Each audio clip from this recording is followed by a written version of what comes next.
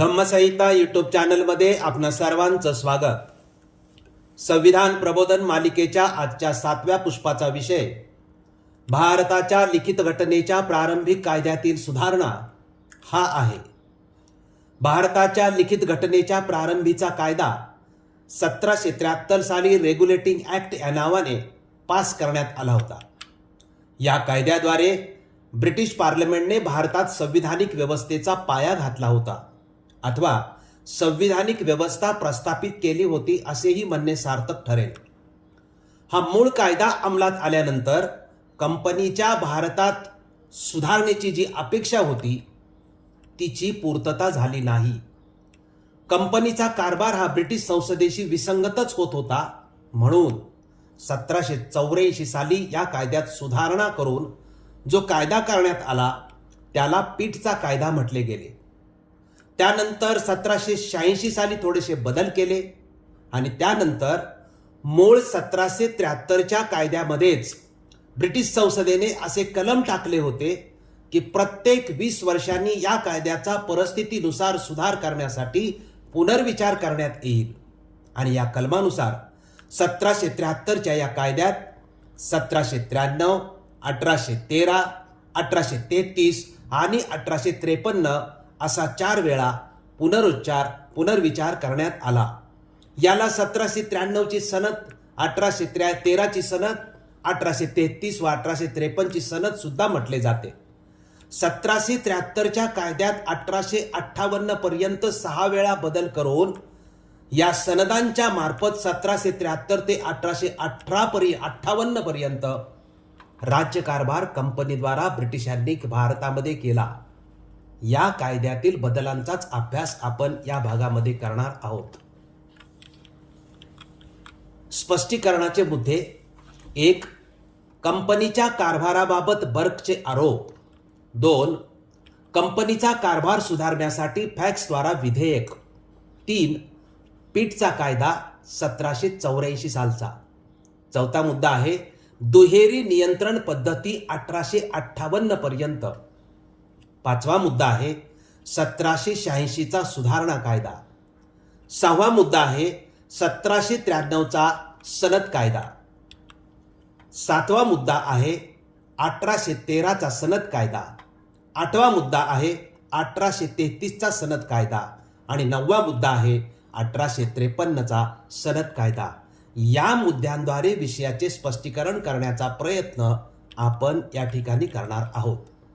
स्पष्टीकरणाचा पहिला मुद्दा कंपनीच्या कारभाराबाबत बर्कचे आरोप हा आहे आणि याचे स्पष्टीकरण असे की कंपनीच्या कारभाराकडे पार्लमेंटचे लक्ष दिवसेंदिवस मोठ्या प्रमाणामध्ये वेधले जाऊ लागले होते।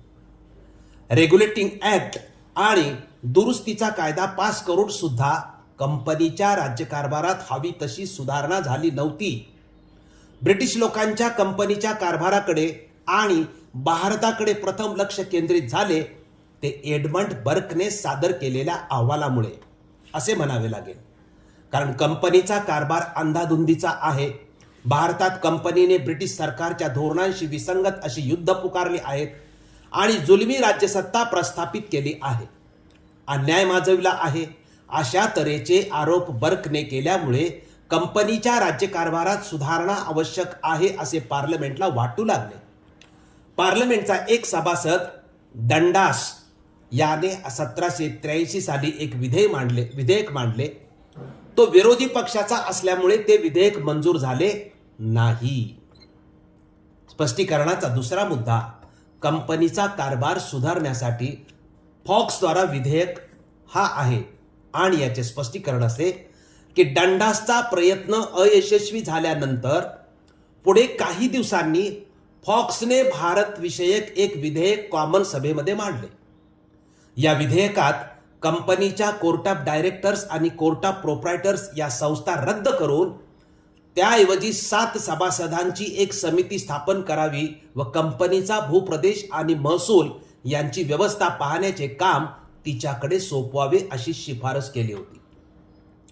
समितीच्या 7 सभासदांची नियुक्ती प्रथम पार्लमेंटने करावी व नंतर राजाने करावी। समितीची मुदत 4 वर्षाची असावी। समिती सर्व सत्ताधीश असावी।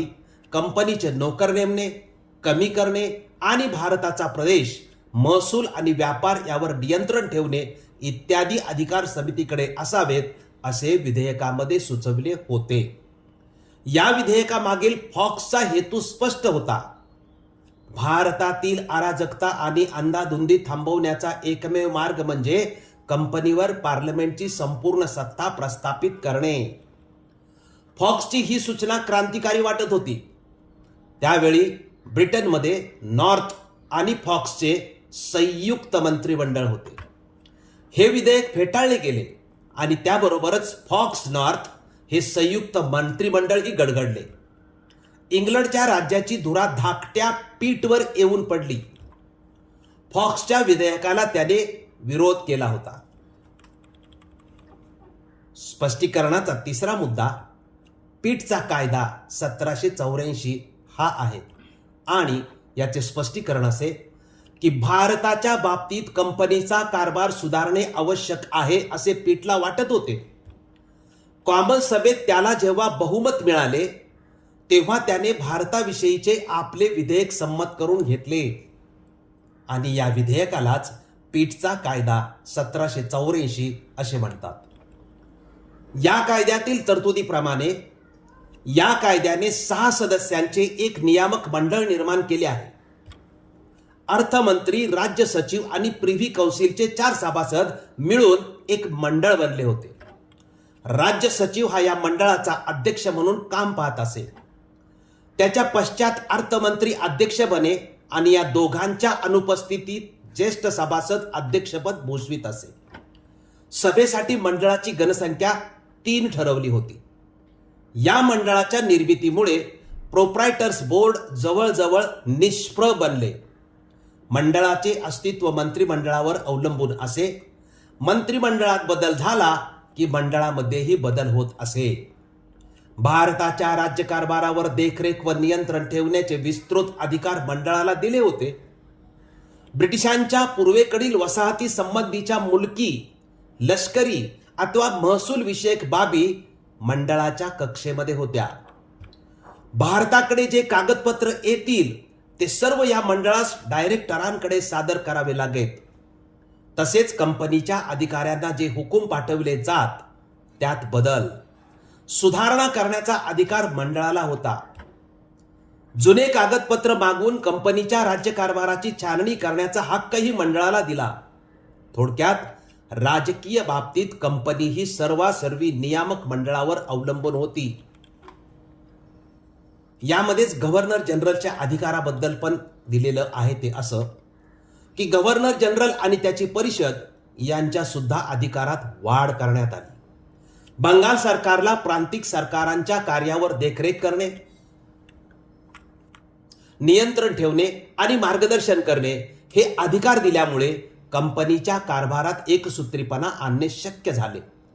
गव्हर्नर जनरलच्या परिषदेची संख्या 4 वरून 3 वर आणली आणि त्यापैकी एक सरसेनापती असावा असे ठरविले. प्रांतिक गव्हर्नरांच्या परिषदाचे सभासद देखील 3च असावेत असे नमूद केले. कंपनी सरकारचे भारतविषयक धोरण काय असावे याचा उल्लेख देखील येथे आढळतो. कंपनीने प्रथम स्वतःची परिस्थिती सुधारावी. तिने दिग्विजयाच्या आणि राजकीय सत्ता विस्ताराच्या धोरणाचा अवलंब करणे हे ब्रिटिश राज्यांची इच्छा, प्रतिष्ठा आणि धोरण यांनी हानिकारक असे होईल. तसेच सपरिषद गव्हर्नर जनरलला परिस्थितीमुळे युद्ध करणे अथवा तह करणे क्रमप्राप्त झाले तर डायरेक्टरांच्या अनुमतीशिवाय त्याला तसे करता येणार नाही. स्पष्टीकरणाचा 4था मुद्दा दुहेरी नियंत्रण पद्धती 1858 सालापर्यंत हा आहे आणि याचे स्पष्टीकरण असे की पीठचा भारतविषयक कायदा म्हणजे सत्तांतराच्या मार्गातील पहिला आणि महत्त्वाचा टप्पा आहे. विलायत सरकार आणि भारतातील कंपनी सरकार यांचे परस्पर संबंध स्पष्टपणे या कायद्याने मांडले.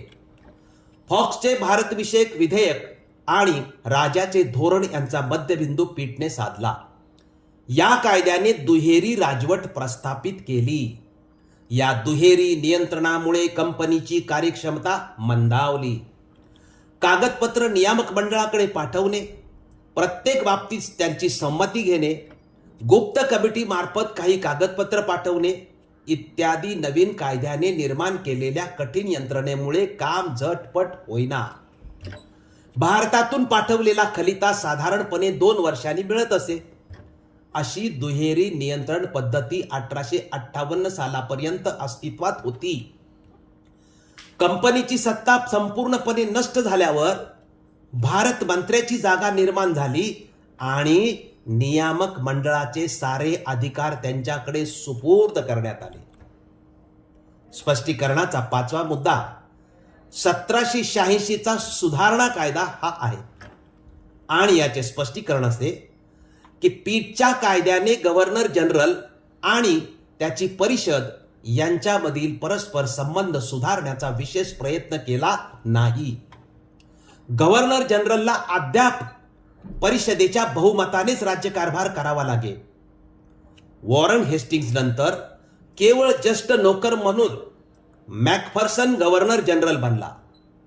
त्याच्या अंगी विशेष कर्तृत्व नव्हते, परंतु 1776 साली कंपनीने जेव्हा लॉर्ड कॉर्नवॉलिसला गव्हर्नर जनरल होण्याची विनंती केली तेव्हा त्यांनी काही अटी घातल्या.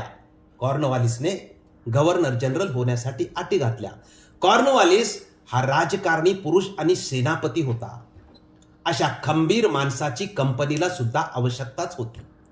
गव्हर्नर जनरलच्या अधिकारात वाढ करून मिळावी म्हणून त्यांनी काही बदल सुचवले आणि पुढे त्याचे कायद्यात रूपांतर करण्यात आले. हाच 1786 चा कायदा होय. स्पष्टीकरणाचा 6वा मुद्दा 1793 चा सनद कायदा हा आहे आणि याचे स्पष्टीकरण असे की 1773 साली पास केलेल्या रेग्युलेटिंग ऍक्ट मध्ये असे एक कलम होते की दर 20 वर्षांनी कंपनीच्या सनदेचा पुनर्विचार करण्यात यावा, कंपनीच्या कारभाराची फेर तपासणी करावी आणि तदनुषंगाने कंपनीच्या अधिकारात बदल करावेत. रेग्युलेटिंग ऍक्ट प्रमाणे 1793 साली कंपनीच्या सनदेची फेर तपासणी प्रथमतः 20 वर्षानंतर करणे प्राप्त झाले होते. याच सुमारास कॉर्नवॉलिसची कारकीर्द सुद्धा संपत आली होती. डंडास हा नियामक मंडळाचा अध्यक्ष होता. त्याने कंपनीच्या सनदी संबंधीचे विधेयक सादर केले आणि विशेष विरोध न होता ते पास झाले. ईस्ट इंडिया कंपनीच्या पूर्वीच्या सनदेतील जुने अनावश्यक कायदे रद्द करण्यात आले आणि नवीन कायद्यांना या सनदेत स्थान देण्यात आले. याला 1793 चा सनद कायदा असे म्हटले गेले.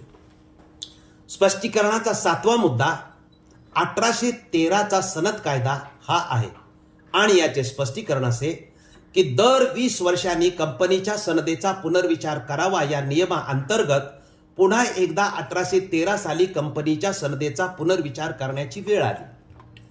यावेळी कंपनीच्या व्यापाराच्या मक्तेदारी विरुद्ध लोकांनी बरीच ओरड केली होती.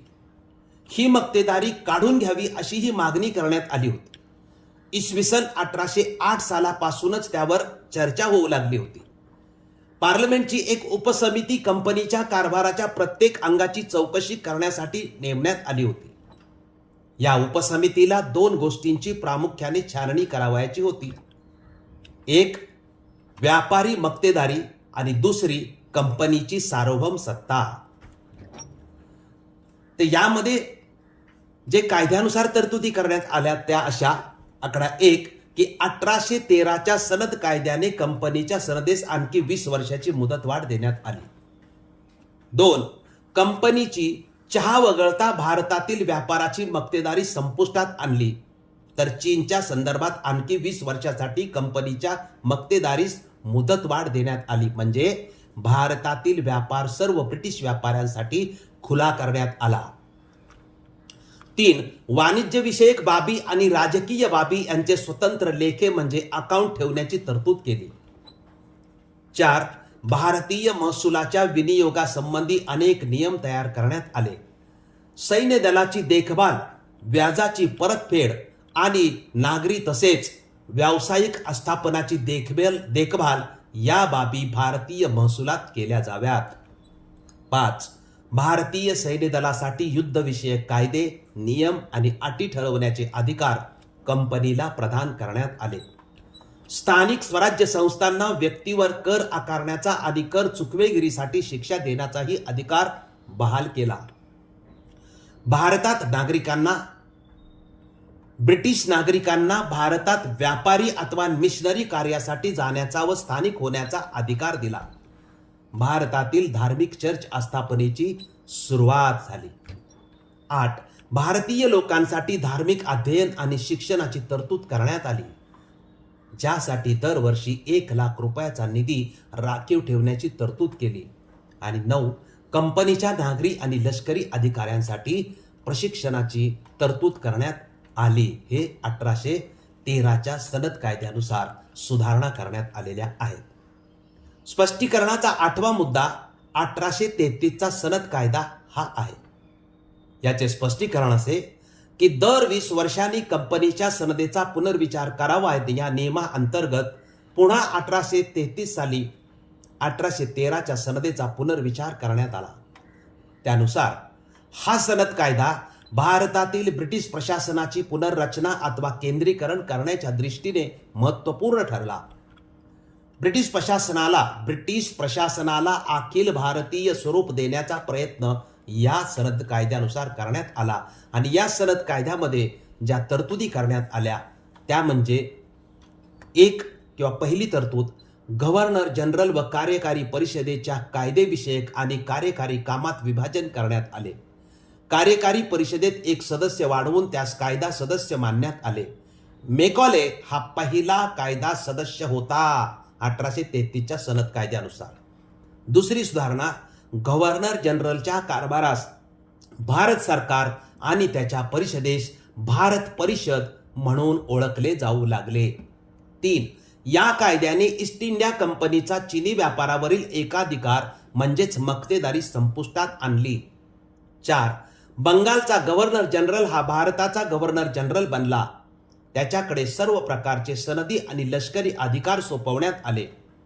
कंपनीच्या नागरी व लष्करी कार्यावर नियंत्रण ठेवणे आणि त्यास दिशा देण्याचा अधिकार गव्हर्नर जनरलच्या परिषदेस बहाल करण्यात आले. बॉम्बे, मद्रास आणि बंगाल तसेच इतर जिल्ह्यांचे प्रशासन गव्हर्नर परिषदेच्या नियंत्रणाखाली आणले गेले. अशा रीतीने गव्हर्नर जनरलची परिषद हीच संपूर्ण भारतासाठी कायदे बनवणारी एकमेव अधिसत्ता बनली. थोडक्यात भारतातील ब्रिटिशांच्या नियंत्रणाखालील सर्व भूप्रदेशावर प्रथमच भारत सरकारची अधिसत्ता स्थापन झाली. लॉर्ड विल्यम बेंटिंग संपूर्ण भारताचा पहिला गव्हर्नर जनरल ठरला. 5वी सुधारणा, बॉम्बे आणि मद्रास प्रांताच्या गव्हर्नरचे कायदेविषयक अधिकार नष्ट करण्यात आले. सर्व कायदेविषयक अधिकार गव्हर्नर जनरलच्या हाती एकवटले. आता भारत सरकारद्वारे केलेल्या नियमांना कायदे संबोधले जाईल अशी तरतूद केली. अशा रीतीने कायदेविषयक बाबींचे संपूर्ण केंद्रीकरण या सनद कायद्यानुसार घडून आले. 6वी सुधारणा, गुलामी प्रथा नष्ट करण्यासाठी आणि गुलामांच्या हितासाठी प्रयत्न करावेत असे जाहीर केले. 1843 साली गुलामी प्रथा नष्ट करण्यात आली. 7वी शिफारस, भारतातील सनदी सेवकांना कंपनीच्या हेलेबरी महाविद्यालयात प्रशिक्षण देण्याची तरतूद करण्यात आली. 1833 पूर्वी कायद्याच्या बाबतीत असणारी संदिग्धता लक्षात घेऊन या कायद्याने भारतातील कायद्यांचे संहितीकरण करावे अशी तरतूद केली. त्यासाठी कायदे आयोगाची स्थापना करण्यात आली. कंपनीच्या नियंत्रणाखालील भारतीय प्रजेला धर्म, जन्मस्थान, कुळ आणि वर्ण या कारणांमुळे कंपनी प्रशासनातील कोणतेही पद ग्रहण करण्यापासून प्रतिबंधित केले जाणार नाही अशी तरतूद या सनद कायद्यामध्ये करण्यात आली. तसेच भारतीयांच्या शिक्षणासाठी सुद्धा तरतूद करण्यात आली. 1833चा हा जो सनद कायदा होता तो अतिशय या सर्व तरतुदीचा अभ्यास केल्यानंतर आपल्या लक्षात येते की तो किती महत्त्वपूर्ण आहे. स्पष्टीकरणाचा 6वा मुद्दा 1853चा सनद कायदा हा आहे आणि याचे स्पष्टीकरण असे की दर 20 वर्षांनी कंपनीच्या सनदेचा पुनर्विचार करावा. या नियमाअंतर्गत पुन्हा 1853 साली 1833 सालच्या सनदेचा पुनर्विचार करण्यात आला. ब्रिटिश संसदेने 1793 ते 1853 या कालावधीमध्ये पारित केलेल्या सनद मालिकेतील हा शेवटचा सनद कायदा होय. आणि या कायद्यामध्ये ज्या तरतुदी करण्यात आल्या त्यातली पहिली तरतूद की गव्हर्नर जनरलच्या परिषदेच्या कार्यकारी आणि कायदेविषयक कार्याचे विभाजन कायम ठेवून त्यात काही बदल केले. दुसरी तरतूद कार्यकारी परिषदेची कायदेविषयक कार्यासाठी सदस्य संख्या वाढवण्यात आली. गव्हर्नर जनरलच्या परिषदेतील नव्या 6 विधिमंडळ सदस्यांपैकी 4 सदस्यांची मद्रास, बॉम्बे, बेंगॉल आणि आग्रा या प्रांतीय शासनाद्वारे नियुक्ती करण्यात आली. म्हणजे परिषद जेव्हा कायदेविषयक कार्य करेल तेव्हा 12 सदस्य असतील. या परिषदेने लघु संसद म्हणून कार्य केले. तिसरी तरतूद प्रशासनात सनदी सेवकांच्या भरतीसाठी खुल्या स्पर्धेचे तत्व अंगीकारले. परिणामी 1854 साली भारतीय सनदी सेवेबाबत मेकॉले समिती स्थापन करण्यात आली. चौथी तरतूद ब्रिटिश संसदेप्रमाणे आणि खुल्या पद्धतीने कायदेविषयक कामकाज होऊ लागले. कामकाजाची वृत्ते अधिकृतपणे प्रसिद्ध होऊ लागले. पाचवी तरतूद कंपनीच्या राजवटीची कालमर्यादा वाढवण्यात आली, पण ती यापूर्वीप्रमाणे विशिष्ट वर्षाची तरतूद न करता ब्रिटिश संसद या बाबतीत कायदा करेपर्यंत ही कालमर्यादा राहील असे नमूद केले. आणि 6वी तरतूद अशी होती की संचालक मंडळाची संख्या कमी करून 24 ऐवजी 18 सदस्य एवढी करण्यात आली. अशा पद्धतीने 1773चा जो रेग्युलेटिंग ऍक्ट होता त्या रेग्युलेटिंग ऍक्टमध्ये 1784, 1786, 1793, 1813, 1833 आणि 1853 अशी 6 वेळा आहे ती एकूण बदल करण्यात येऊन परिस्थितीनुसार भारतामध्ये ईस्ट इंडिया कंपनीच्या माध्यमातून ब्रिटिश पार्लमेंटने भारतावर आपली सत्ता प्रस्थापित केलेली होती. सारांश या विषयातील सर्व मुद्द्यांचा सारांश असा की भारताच्या लिखित घटनेच्या प्रारंभीचा जो कायदा होता तो 1773 साली रेग्युलेटिंग ऍक्ट नावाने बनविला होता. या कायद्याने संविधानात्मक ढाचा प्रस्थापित केला होता. तो ढाचा तसाच ठेवून त्यात ब्रिटिश संसदेने 1784, 1786, 1793, 1813, 1833, 1853 साली परिस्थितीनुसार बदल केले आणि ब्रिटिशांची सत्ता संसदेद्वारे भारतावर प्रस्थापित केली. मूळ कायदा 1773चाच आहे हे लक्षात घेतले पाहिजे. म्हणून हा भारताच्या लिखित घटनेच्या प्रारंभीच्या कायद्यात सतत बदल झाले असल्याचे स्पष्ट होते. आम्ही भारताच्या लिखित घटनेच्या प्रारंभीच्या कायद्यातील सुधारणा या विषयाची जी माहिती दिली ती आपण लक्षपूर्वक ऐकली व पाहिली त्याबद्दल आपल्या सर्वांचे मनपूर्वक आभार मानतो. आपण हा व्हिडिओ जास्तीत जास्त लोकांपर्यंत पाठवून संविधान प्रबोधन मालिकेला यशस्वी करण्यासाठी सहकार्य करावे ही विनंती. धन्यवाद.